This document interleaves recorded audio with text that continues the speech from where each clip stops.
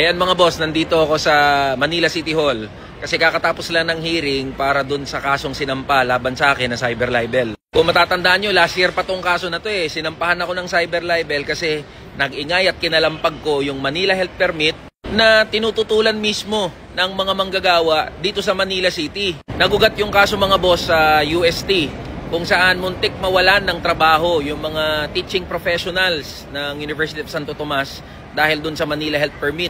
Bukod doon, nag-ingay din yung mga healthcare workers at iba pang mga manggagawa ng University of Santo Tomas. Gaya ng sinabi ko nung unang-una pa lang mga boss, di ako aatras dito sa kasong to. Lalaban tayo hanggang dulo. Kasi hindi naman ako nagsasalita para sa sarili ko.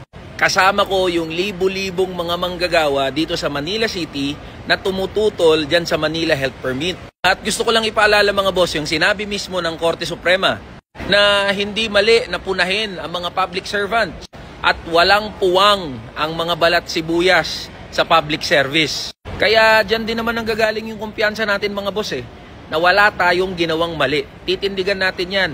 Hindi mali na punahin ang mga public official. Kahit nga murahin, yung mga putang inang mga opisyal na yan, walang mali dun As long as related yung pagpuna at pagsasalita doon sa kanilang trabaho bilang mga public servants. At alam nyo ba mga boss, na dahil sa pag-ingay at pangangalampag natin, sumagot na mismo si Yorme Isko Moreno na siya yung mayor nung panahon kung kailan nagawa yung ordinansa kung bakit merong Manila Health Permit na tinatawag. O pakinggan natin yung mismong pahayag ni Yorme. I will amend that law. I promise that to Eli. Psycho Eli. Sabihan na taga-Uster. Si Ed San Fernando po ito. Na nakita kami kasi nadumando siya. Sabi ko, kawawa ka naman.